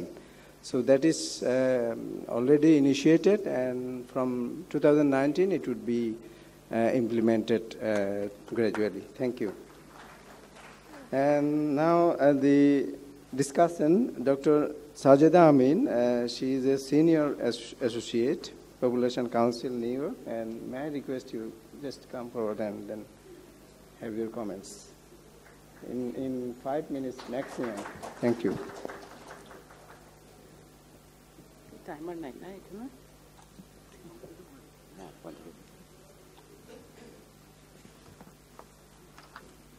Thank you for this opportunity. আমি বাংলায় বলতে চেষ্টা করব, কিন্তু মাঝে মাঝেই হয়তোবা fail করব। আমি যা যা বলবো ভাবছিলাম তার অনেকটাই বলা হয়ে গেছে। Just points to either that I'm not very original or that the previous speakers have anticipated most of the things that we all consider important. So I want to hit on 3 things. One is the question of metrics, measurement. I've been involved in discussions about framing SDG indicators in particular, and from the start, in the build-up to the SDGs, identifying appropriate indicators has been a challenge. And I think that challenge is partly reflected in kind of the discussion we are having now. So first on the question of having achieved the MDG 4 indicators and ranking for that number 1, আমার মনে হয় এটা হয়েছে কারণ আমরা এনরোলমেন্টকে প্রাধান্য দিয়েছি, যেটা মোটামুটি হয়ে গেছে। আমরা কোয়ালিটি মেজারমেন্টকে প্রাধান্য, এসডিজিটা বলছি কোয়ালিটি মেজারমেন্টের উপর, কোয়ালিটি এডুকেশনের উপর এমফাসিস, কিন্তু ওইখানে মেজারমেন্টটা is a huge challenge. And বাংলাদেশে বিশেষ করে আমরা ইন্টারন্যাশনালি কম্প্যারেটিভ মেজারমেন্টসের মধ্যে যাই না। আমাদের লোকাল কিছু মেজার্স আছে, সেটাতেও আমরা দেখছি যে there is not a whole lot of commitment. So we don't actually know how well we are doing on these metrics of quality education. And there are other আনুষঙ্গিক কিছু indicators আছে যেগুলো অবশ্যই খুব important. একটা হলো following on the theme of not leaving anyone behind, we have chosen to focus on specific segments that have been left behind. But the articulation of who constitutes those marginal segments, I think, could be explored further. Gender is not considered that component, but there is an important interaction between not achieving the SDGs, not achieving quality, and gender disparity. And সেটা কিভাবে সম্ভব বলতে গিয়ে আমার একটু গরুর রচনা করতে হবে। আমি চাইল্ড ম্যারেজের উপর কাজ করি এবং চাইল্ড ম্যারেজ এই আজকের অনুষ্ঠানে চাইল্ড ম্যারেজ একটা ফোকাস না, because that is part of MDG 5 mostly. But none of these silos, none of these SDG silos are actually stay within those silos. It was mentioned that underinvestment in education is going to affect 7 other SDGs, perhaps more. And I think we need to be cognizant of that. এবং সেই বিষয়ে আমি বলতে চাই যে আমরা gender parity দেখছি, কিন্তু আসলে আমাদের যেটা ড্রপ আউটের সমস্যা সেটা হলো primarily driven by child marriage.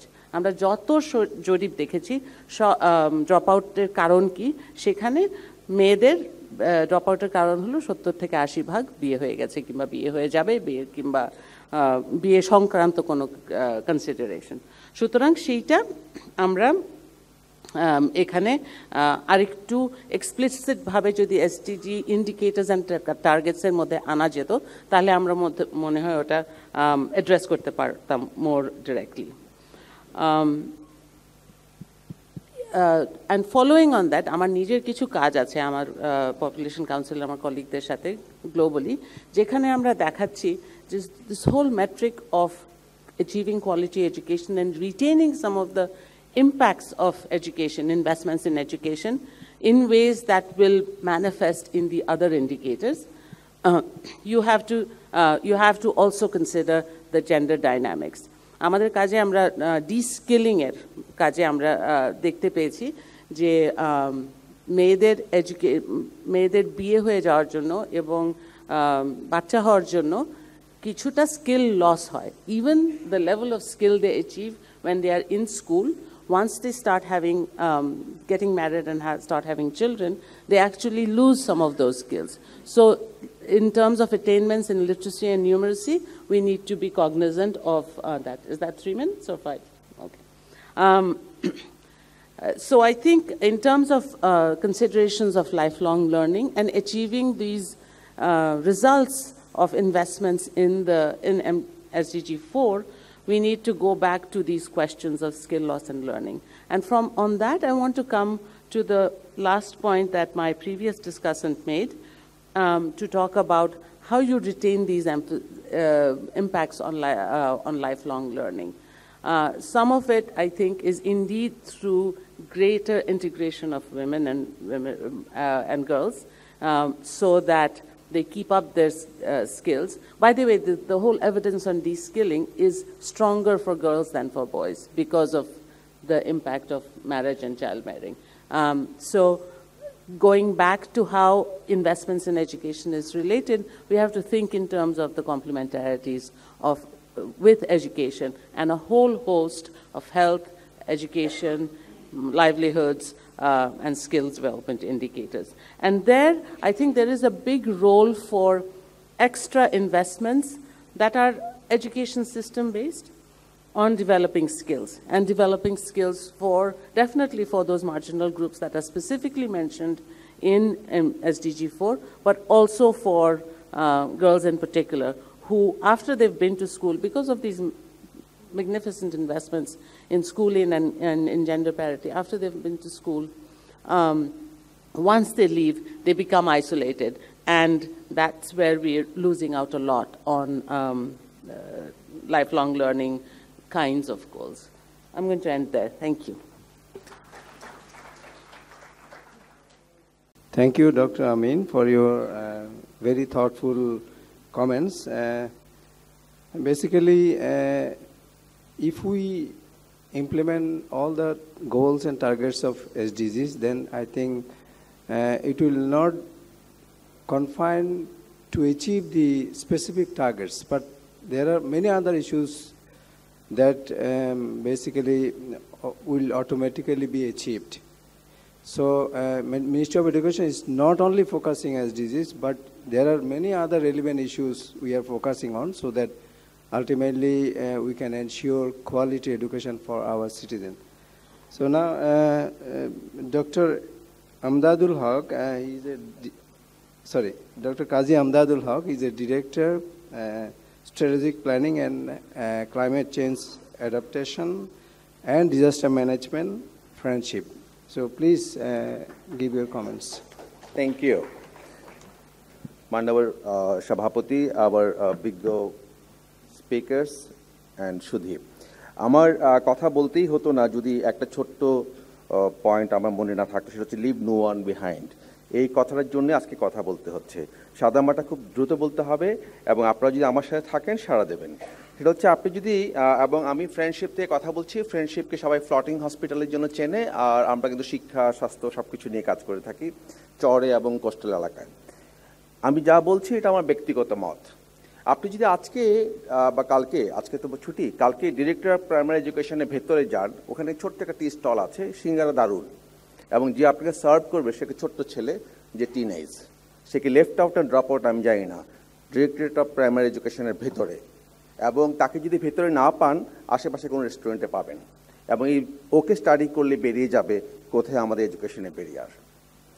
আমি মনে করি আমার ছোটো মেয়ে যে এখন গ্রেড 9-এ পড়ে, সে লাস্ট জেনারেশন হবে বাংলাদেশে যে নিরক্ষরতা এবং সাক্ষরতা দিয়ে যে মেরুকরণ হয় সেটা বুঝবে। তারপরে জেনারেশন নিরক্ষরতা কাকে বলে জানবেই না হয়তো, তারপরে জেনারেশন আমার মনে হয় দেখবে না নিরক্ষরতা কী। এই আশাবাদটা আমার আছে, কিন্তু এই আশাবাদ বুকে ধারণ করে থেমে থাকলে হবে না। কারণ আমি গাইবান্ধার চরে যখন যাই, যখন একটা মেয়েকে দেখি, একটা বাচ্চাকে দেখি, ছেলেকে দেখি, বন্যার জন্য সে স্থানান্তরিত হচ্ছে 2 বছরে একবার করে, সেই বাচ্চাকে খুঁজে আর পাওয়া যায় না। হয়তোবা সে নন্দন পার্কের পাশে কোনো ঝুপড়িতে আছে, অথবা অন্য কোনো চরে গেছে যেখানে মাত্র 50 থেকে 60টা ফ্যামিলি আশ্রয় নিয়েছে। সেখানে স্কুল করা যাবে না, কারণ স্কুল করার নীতিমালার মধ্যে ওখানে স্কুল করা চলে না, সাফিসিয়েন্ট স্টুডেন্ট নাই। যেহেতু বন্যায় সে আক্রান্ত, এবং সে আক্রান্তই থাকবে, সে ডিপ্রাইভ থাকবে। এটাই হচ্ছে আমাদের কঠিন বাস্তবতা। সেই মেয়েটাকে খুঁজে পাওয়ার কোনো উপায় নাই। গ্রামীণ ফোন বা রবি, আমি আপনি কয়টা কল করলাম সে ট্র্যাক করতে পারে, কিন্তু এই বাংলাদেশে আমি এই বাচ্চাটাকে ট্র্যাক করতে পারবো না, তার ইউনিক কোনো কোড নেই। আমাদের বাস্তবতা হচ্ছে, আমি অভিনন্দন জানাচ্ছি যিনি প্রেজেন্ট করেছেন, দারুণভাবে বলেছেন আজকে কথাগুলো। যে কথাগুলো হচ্ছে আজকে কোয়ালিটি এডুকেশন কথা বলছি, আমি কালকে একটু ভাবছিলাম যে কোয়ালিটির মধ্যে আমি কি কভার করছি।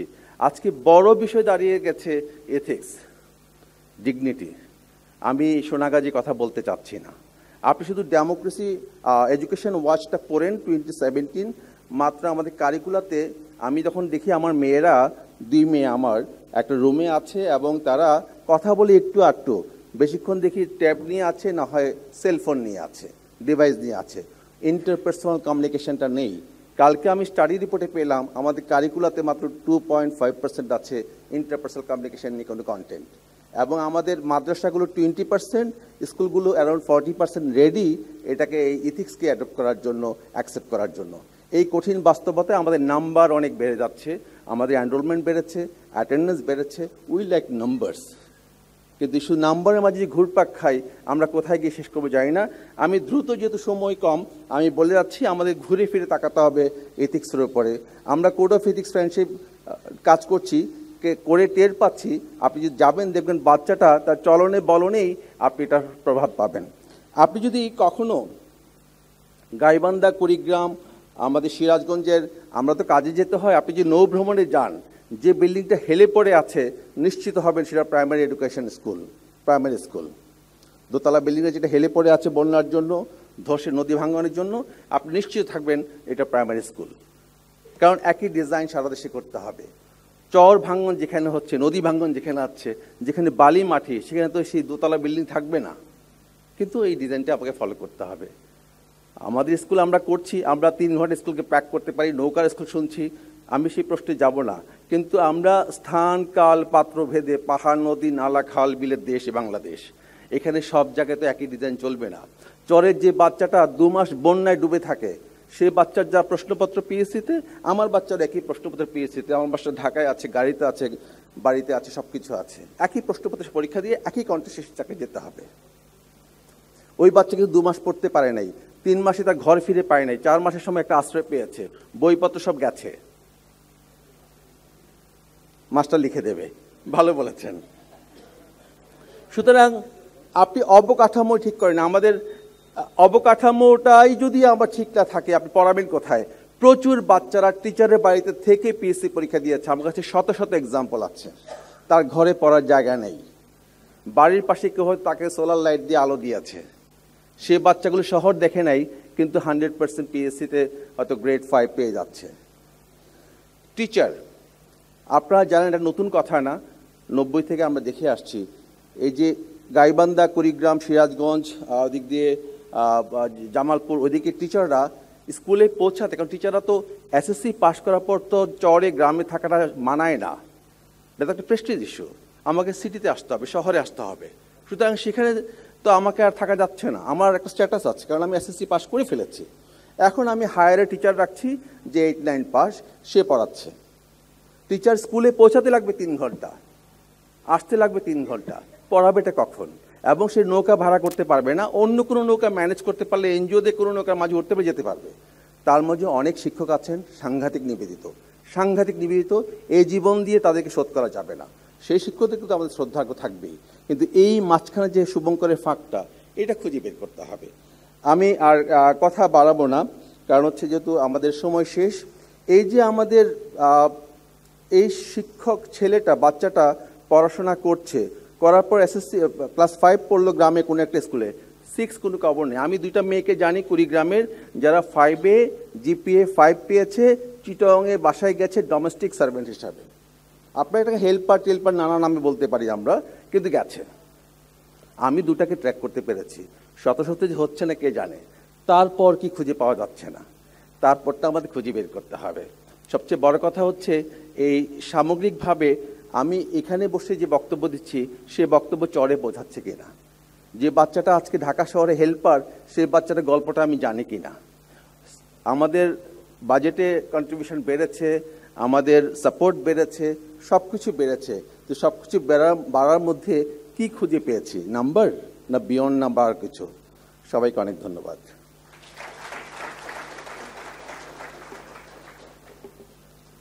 Thank you, Qazi Amdadul Haq, for your nice comments. But one important issue is that we have already approved one of the schemes that is basically targeting the teachers, those who are working in the remote areas, as you have already mentioned. So there will be given incentive in every month. It is from 5,000 to 10,000. Depending on the remote area, right? So this is one of the programs we have already taken, and there will be given incentive so that they can feel good to work in the remote areas, and there shouldn't be any lackings, basically, any delinquency by the teachers. So that would be ensured. And hopefully, ultimately, it will be very helpful for the teachers to bear the additional expenses they incur for their communication. Thank you. Now, the open discussion, and as I have already requested, we will be given priority to the women first, and then youth, and those who are coming over here from outside Dhaka, and then other development partners and also NGO representatives. So first of all, from the women, if you have any comments, questions, and queries to any of our friends over here, then please feel free to ask. Yes, please.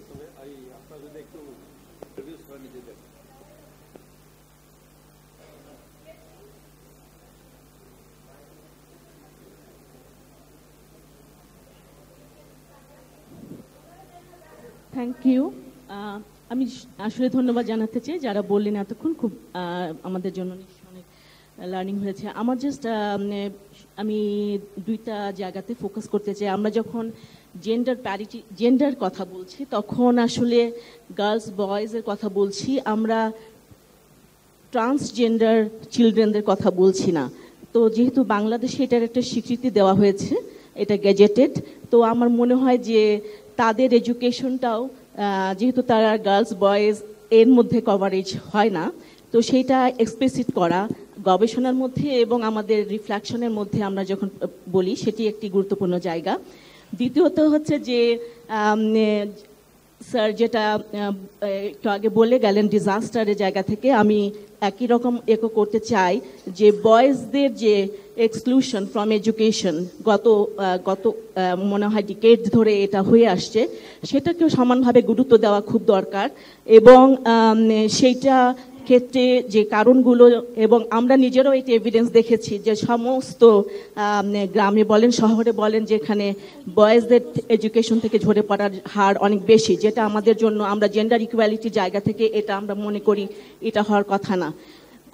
এবং last but very important, definitely the girls education, যেটা নিয়ে আমার মনে হয় যে আমরা যখন গবেষণা করি, কমিউনিটির যারা বাবা মা বা এলাকার যারা গণ্যমান্য ব্যক্তি বা শিশুরা নিজেরাই যখন অ্যানালাইসিস করে, তখন তারা নিজেরাও দেখতে পায় যে পিছনের যে কারণ, কেন গার্লসদেরকে আমরা স্কুলে পাঠাই, কেন বয়েজদেরকে আমরা স্কুলে পাঠাই, এই কারণের জায়গার মধ্যে একটা বিশাল বৈষম্য রয়ে গেছে। এবং সেই বৈষম্যের জায়গাটা হচ্ছে যে ভালো একটা বিয়ে দেওয়া, এবং ছেলেদের ক্ষেত্রে এটি হচ্ছে যে তারা সংসারের আয় রোজগার করবে, বাবা মাকে দেখাশোনা করবে। এই যে দৃষ্টিভঙ্গির জায়গাটা, এইখানে যদি আমরা value for education for all children যদি এটা আমরা অ্যানালাইসিস না করি, তাদেরকে রিফ্লেক্ট করতে হেল্প না করি, তাহলে যেটা হবে যে আমরা হয়তো অনেক বেশি সিমটমের জায়গায় কাজ করব, বাট রুট কজ, যেটা one of the root cause হচ্ছে এইটা যে আমার দৃষ্টিভঙ্গির জায়গাটা কি, তো সেখানে কাজ করলে আমরা রেজাল্টটা বা আউটকামটাও আমরা সেরকম ইকুয়ালিটি জায়গায় পাবো যেটা সাস্টেইন করবে। আমি সেটা বলেই থ্যাংক ইউ জানাতে চাই। আমি উম্মে সালমা, আমি Save the Children gender advisor. Thank you.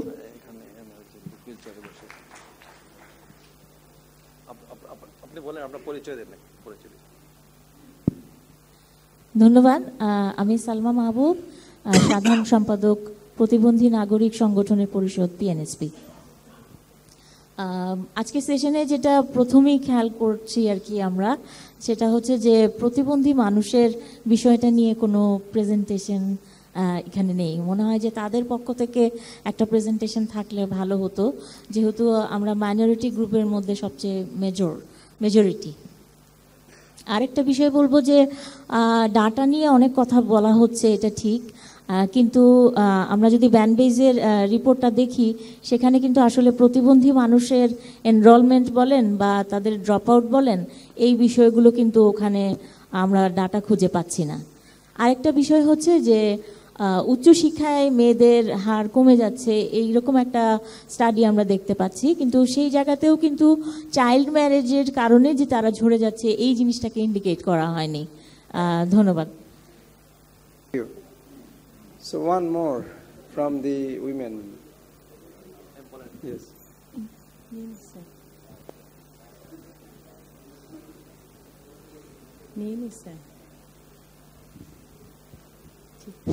ধন্যবাদ আমাকে সুযোগ দেওয়ার জন্য। আমার নাম তামান্না সিং বারেক, আমি একজন চা শ্রমিক সন্তানের মেয়ে। আমার বাড়ি হচ্ছে শ্রীমঙ্গল। তো আমাদের হচ্ছে যে, যেহেতু আমরা যারা চা জনগোষ্ঠীরা, সব থেকে কিন্তু চা জনগোষ্ঠী পিছিয়ে পড়া। চা বাগানের হচ্ছে 10 লক্ষ চা জনগোষ্ঠী। এখন চা বাগানের ভিতরে প্রাইমারি স্কুল দেওয়া হয়েছে, বর্তমান সরকার আমাদেরকে স্কুল করে দিয়েছেন, কিন্তু চা বাগানে হচ্ছে যে শিশুরা মানে ঝরে পড়ছে, সেরকমভাবে সামনের দিকে আগাতে পারছে না। স্কুল দেওয়ার পরও দেখা যাচ্ছে যে ধরেন পুষ্টিকর খাবার যেটা হয় শিশুদের জন্য, সেই খাবারটা পাচ্ছে না, কারণ ওইখানে তো যেহেতু কোম্পানির দ্বারাই চা বাগান পরিচালিত এবং মজুরি কম। তো আমরা চাচ্ছি যে আমাদের যাতে মজুরিও বৃদ্ধি হয় এবং আমাদের শিশুরা যাতে সুন্দর করে পড়াশোনা করতে পারে, ভালো একটা পরিবেশ পায় এবং বিনামূল্যে যে বই দেওয়া হচ্ছে সেই সুযোগগুলো থেকে যাতে বঞ্চিত না হয় সেই বইগুলো পায় এবং বৃত্তি পায় যাতে তার আগাতে পারে এবং সামনের দিকে এগিয়ে আসতে পারে, বিশ্ববিদ্যালয়, স্কুল এবং কলেজে পড়তে পারে এবং সরকারি চাকরিতে যাতে যোগ দিতে পারে। ওকে, থ্যাংক ইউ।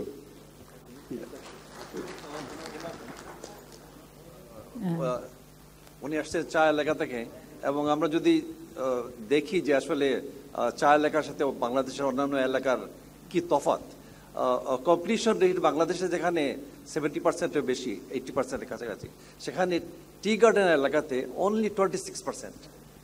কাজে এই যে একটা বৈষম্য আমাদের দেশের মধ্যেই, সেটা আমার মনে হয় আমাদের সবাইকে একটু একটু একটু দৃষ্টি দিতে হবে। ধন্যবাদ। প্রথমত আপনাদের সকলকে আমরা খুব অ্যাটেন্টিভলি শুনছিলাম, এই জন্য ধন্যবাদ, কারণ অ্যাটেনশনটা আপনারা ধরে রাখতে পেরেছেন। তো আমি হলাম সেলিনা আক্তার কেয়া, আমি হেক্সিপার সুইজারল্যান্ড বেজ একটা আইএনজিও এখানে কাজ করি। আমি যে বিষয়টা বলতে চাই সেটা হচ্ছে যে এখানে অনেকগুলো প্রান্তিক জনগোষ্ঠীর কথা চলে আসলো। আমরা হেক্সিপার কাজ করি সমতলের ক্ষুদ্র নৃতাত্ত্বিক জনগোষ্ঠী, আদিবাসী বলা এখন নিষেধ আসলে, যে কারণে এভাবে বলছি, আর দলিত জনগোষ্ঠী। এই দুইটা জনগোষ্ঠী সম্পর্কে আমি একটু বলতে চাচ্ছি এই কারণে যে এডুকেশন, এই যে বিষয়টা, এই দুইটা জনগোষ্ঠী আসলে এডুকেশনের দিক থেকে অনেক বেশি ভালনারেবল। কারণ আমরা যখন মাঠে ঘাটে যাই কাজ করতে, তাদেরকে দেখি যে নারী তো আরও পেছনের ব্যাপার, নর্মালি তারা হচ্ছে প্রাইমারি এডুকেশন পর্যন্ত কোনোভাবে আসতে পারে, বিশেষ করে সমতলের যে আদিবাসী জনগোষ্ঠী আছে। কিন্তু আরও একটু উপরের লেভেলে গেলে এদেরকে আমরা কোথাও খুঁজে পাই না। তাদের বাসায় বিদ্যুৎ নাই, ওই যে ফ্রেন্ডশিপের ভাইয়া বলছিলেন, আমি তখন নিজেকে ইকো করছিলাম যে আমরা তাদেরকে কি দেখি, মানে তারা সোলার লাইটের আলোতে পড়ে। ইভেন যদি আমি দলিত জনগোষ্ঠীর কথা বলি, দলিত জনগোষ্ঠীর যে ছেলেমেয়েরা আছে তারা স্কুলে একটা আপনার মতো যারা আমরা প্রিভিলেজ গ্রুপ, তাদের পাশে বসে পড়ার সুযোগটা পর্যন্ত পায় না। কোনো কোনো জায়গায় হয়তো কিছু কিছু চিত্র এখন অন্যরকম হয়েছে, কিন্তু মোরাললেস ঘটনাগুলো কিন্তু এরকম। তো আমরা যখন এডুকেশন ফর অল বলছি এবং বলছি যে কিছু বছর পরে এই চিত্রটা চেঞ্জ হবে, আসলে আমাদের কি এখন যারা পলিসি মেকিংয়ে আছেন, আপনারা যারা, আপনাদের অ্যাটেনশন আমি কামনা করছি যে এই সব জনগোষ্ঠীকে আমরা আরও মেইন স্ট্রিমে নিয়ে আসার জন্য এবং কাউকে পিছিয়ে রাখবো না, এইটাকে যদি ফার্মলি নিতে চাই, তাহলে তাদের জন্য আমাদের আসলে কি অ্যাফার্মেটিভ অ্যাকশন নেওয়া উচিত, কি এক্সটেন্সিভ প্রোগ্রাম নেওয়া উচিত, সেগুলো একটু কাইন্ডলি আপনারা বিবেচনায় নেবেন। ধন্যবাদ সকলকে। Thank you. Let me respond to a few of the questions. The first thing is that for the primary school children, particularly for nutrition, so far I know the Ministry of Primary and Mass Education, they have already taken a project to supply midday meal to all the children. So this is one of the important developments.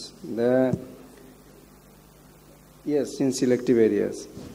Ultimately, it will be rolled out to all over the country. The second thing is that for physically challenged people, I think students, so we have taken so many activities to ensure inclusive education targeting the physically challenged as well as indigenous population, and also to backward people having from backward situation. So what we are doing, we have already ensured free education for all those groups.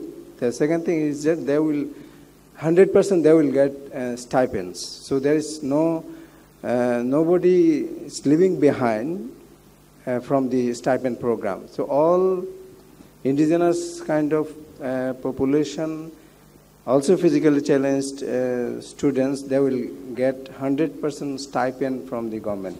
So this is one of the developments. And then another issue is that, as you have already mentioned, that we have taken a lot of programs targeting the marginalized group of people in the country.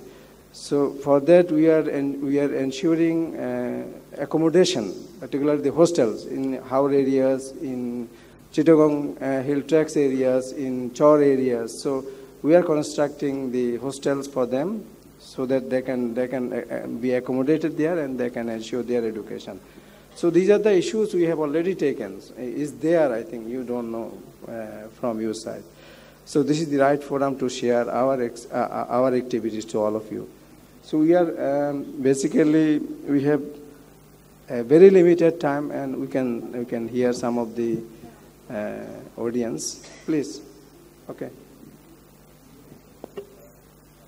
আসসালামু আলাইকুম, আপনাদের সবার presentation আমার অনেক ভালো লেগেছে। আমার একটা কথা হচ্ছে সবার কাছে যে 21 শতকের যে চ্যালেঞ্জ আসছে সামনে, এর জন্য বাংলাদেশের শিক্ষা ব্যবস্থা কতটুকু প্রস্তুতি নিচ্ছে? আমি যখন বাংলাদেশ ইনোভেশন ফোরামের ভাইস প্রেসিডেন্ট ছিলাম, আমি বিভিন্ন প্রান্তিক জেলায় দেখতাম যে গভর্নমেন্ট যে আইসিটি সাবজেক্টটা দিছে, সাবজেক্টটা নামেই দিয়েছে, এর আসলে সঠিক ইমপ্লিমেন্টেশন সাবজেক্টটা হচ্ছে না। ওকে, থ্যাংক ইউ। ওকে, দেন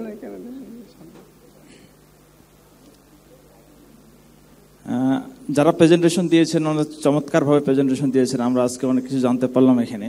তবে এখানে একটি কথা হচ্ছে যে কোয়ালিটি এডুকেশন যে কথা বলা হচ্ছে, সবারই কথার ভিতরে একটা বিষয় আসছে সবচেয়ে বেশি, আর একটা বিষয় মোট টোটালি আসেনি মনে হচ্ছে আমার কাছে, যে কোয়ালিটি এডুকেশন বলতে বোঝাচ্ছে শুধুমাত্র সরকারি প্রাইমারি স্কুলে যে বিষয়গুলি, কিন্তু কিন্ডারগার্টেন স্কুলে যে অসংখ্য ছাত্রছাত্রী এখানে পড়াশোনা করছে তাদের বিষয়ে কোনো আমরা পদক্ষেপ বা কারো রিপোর্টে ডাটাতে আমরা সেটা দেখতে পেলাম না। এই ব্যাপারে সরকারের কোনো পদক্ষেপ আছে কিনা? পিছনে যারা আছে ওদের কাছ থেকে শুনতে চাই। স্যার আপনি অনুমতি দিলে একটু বলতে চাই। স্যার একটু অনুমতি দিলে বলতে চাই। স্যার অনুমতি দিলে টাইম নেই কিন্তু স্পেসিফিক। স্যার আমার কোয়েশ্চেনটা হচ্ছে, এখানে অনেক আলোচনা শুনেছি, ভালো লেগেছে। তো যেটা স্যার আপনিও বলেছিলেন যে 2400 টিচার আগামী 2020 সালের মধ্যে নিয়োগ দেওয়া হবে। 24,000 সরি স্যার 24,000। তো এটা দিয়ে কি স্যার আমরা কোয়ালিটি এডুকেশনকে এনশিওর করতে পারবো কিনা? আরেকটা জিনিস স্পেসিফিক, আরেকটা জিনিস সেটা হচ্ছে কি কোয়ালিটি এডুকেশন বলতে আমরা গার্জিয়ান এবং টিচারদের সাথে একটু কথা বলেছি। টিচাররা বলছে কোয়ালিটি এডুকেশন বলতে GPA 5 পাওয়া, আর গার্জিয়ানদের মনোবাসন হচ্ছে কোয়ালিটি এডুকেশন হচ্ছে আমার ছেলে মেয়েরা ভালো উচ্চশিক্ষায় শিক্ষিত যাবে। অ্যাকচুয়ালি মুফাত স্যারও আছেন, আপনিও আছেন। স্যার আপনাদের কাছ থেকে স্পেসিফিক জানতে চাই কোয়ালিটি এডুকেশন সম্পর্কে টিচারদের যে অভিমত এবং গার্জিয়ানদের যে অভিমত আসলে ঠিক কিনা, অ্যাকচুয়ালি কি ওরা কিন্তু ভালো করে জানে না যে কোয়ালিটি এডুকেশন। Thank you. পিছনে পিছনে ওই যে ওইদিকে একটু পিছনে, আমরা একটু পিছন থেকে শুনি। স্যার আপনাদেরকে ধন্যবাদ। আমি একটু বলতে চাই যে শিক্ষকদের প্রযুক্তিগত যে জায়গাটা, মানে আমাদের সরকার তো ডিজিটাল জায়গাটাকে অনেক এস্টাবলিশ করতে চায়।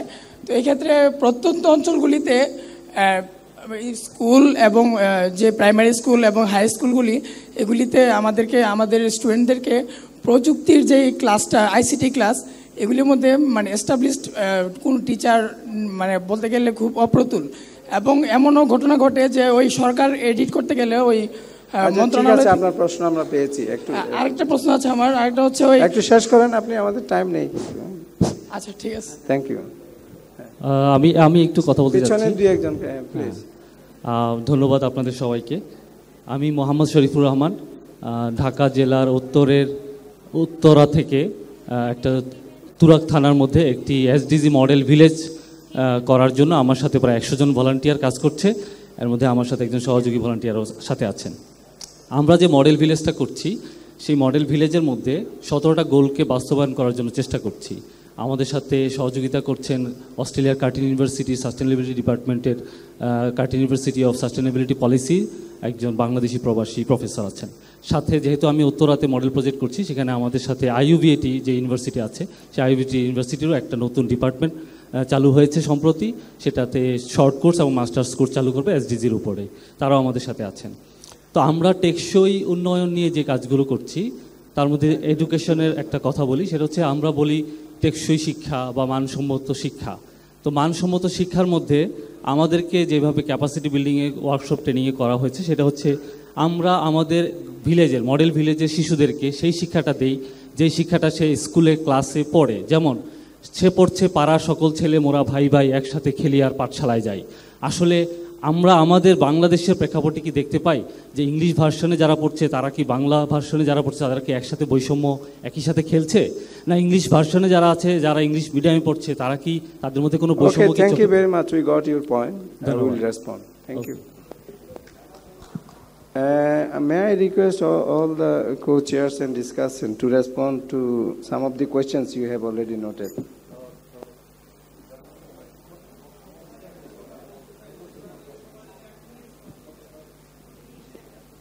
He'll respond.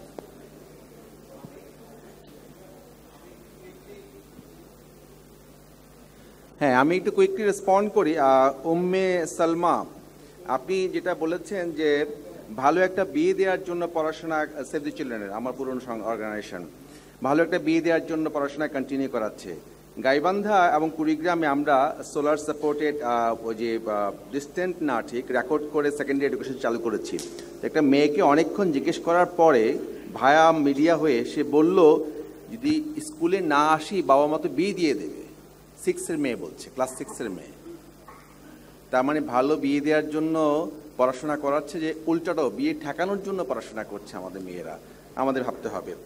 আর আমি সেটা বলবো, প্রতিবন্ধী বা ওই যে যারা আমাদের থার্ড জেনারেশন, তাদেরকে আমরা একটু আলাদা করার কোনো বাস্তবতা আমি মনে করি না, বরং ইনফ্রাস্ট্রাকচারটাকে তাদের ফ্রেন্ডলি করতে পারি আমরা, কিন্তু এডুকেশন সার্বজনীন হবে এবং সেটা হবে সবার জন্য উন্মুক্ত, সবার জন্য এটা অ্যাকসেপ্টেবল। সেই আর এই আমার দিক থেকে এইটুকুই, রাইট। আর কিন্ডারগার্টেন, ইয়েস, কিন্ডারগার্টেনটা একজন এক মিনিটে বলে ফেলি। একজন ভদ্রলোক বললেন পড়াশোনা করে সবার জন্য অ্যাপ্লিকেবল না, ওনার জন্য শুধু বলেছেন। পড়াশোনা করে উনি ঘুরে ফিরছিলেন, মাহমুদপুরের ছোট্ট 2টা রুম নিয়ে পড়াশোনা শুরু করলেন, বাচ্চাদেরকে পড়ানো। এক লোক এসে বললো আপনার আলমারি নাই, ফার্নিচার নাই, এটা নাই সেটা নাই, আমি এগুলো করে দিচ্ছি। উনি খুব অবাক হলো যে কাইন্ড লোকের তো শেষ নাই, উনি বোধহয় করে দিচ্ছে। করে দেওয়া হলো মার্চ এপ্রিলের দিকে। নভেম্বরে এসে বলল যে আমি পাবলিশার, এই 4টা বই আপনি অ্যাড করে দেবেন। তুমি কৃতজ্ঞতায় তো উনি একদম ভারাক্রান্ত, তুমি 4টা বই অ্যাড করেছেন। পরের দিন ওনাকে ফ্যান লাগিয়ে দিচ্ছে, এসি লাগিয়ে দিচ্ছে, তারপর আরও 3টা বই অ্যাড করে দিচ্ছে। এই হচ্ছে আমাদের কিন্ডারগার্টেনের একটা রেগুলেশন স্ট্রংলি দরকার। এক মিনিট, আমি দুটো পয়েন্টের উপর বলছি। নারী শিক্ষার কথা যেটা বললেন, নারী শিক্ষায় আমাদের যেটা হয়েছে সেটা একটা জিনিস, অর্থাৎ মেয়েরা স্কুলে আসতো না, মেয়েরা স্কুলে আসছে। তার মানে এই না যে আমাদের এখানে জেন্ডার ইকুয়ালিটি তৈরি হয়ে গেছে, নারী পুরুষ নারীর সকল অধিকার প্রতিষ্ঠা হয়েছে। তার থেকে আমরা অনেক দূরে আছি। তার জন্য দৃষ্টিভঙ্গি পরিবর্তন করতে হবে আমাদের। অনেক নারীর সকল ক্ষেত্রে পুরুষের সমান অধিকার, পিতার সম্পত্তির থেকে শুরু করে সব জায়গায়, সেটা নিশ্চিত করতে হবে। সেটা কিভাবে করব সেটা অন্য প্রশ্ন। দ্বিতীয় কথা হলো, একজন বলেছেন কোয়ালিটি এডুকেশন। কোয়ালিটি এডুকেশন এটা একটা খুব খুব বড় এবং অনেকটা ঝাপসা ভ্যাগ একটা জিনিস। শুধু এই জিনিস আমরা বলবো কোয়ালিটি এডুকেশন কোনটাকে বলবো? যে জিনিস, যে কম্পিটেন্সি তার অর্জন করা উচিত, যে দক্ষতা তার অর্জন করা উচিত, সে ঠিকভাবে সেটা শিখছে কিনা। ক্লাস 3-তে যদি যোগ বিয়োগ গুণ ভাগ শেখার কথা থাকে, যে ছেলে ক্লাস 4-এ উঠছে তার আগে সে যোগ বিয়োগ গুণ ভাগ ঠিকভাবে শিখছে কিনা, এতটুকুতে সন্তুষ্ট থাকেন। সেটা বাবার জন্য হতে হবে। GPA 5 দিয়ে এগুলি, আনফর্চুনেটলি এগুলি আমাদের দেশে এখন সঠিক কোয়ালিটির মেজার বা পরিমাপ হচ্ছে না। আমরা যে সকল অ্যাসেসমেন্ট রেজাল্ট পাচ্ছি, প্রাইমারি এডুকেশনে, সেকেন্ডারি এডুকেশনে অ্যাসেসমেন্টে যে রেজাল্ট পাচ্ছি, সেটা মোটেই আমাদের পাবলিক পরীক্ষার রেজাল্টকে সমর্থন করে না। ধন্যবাদ। Thank you very much, the discussants. We are sorry that we cannot allow anybody, because we are just pressing from the organizer to finish it up, because other group, they have already finished. So thank you very much. We are really encouraged to see your interest, basically, to ask questions to all of us.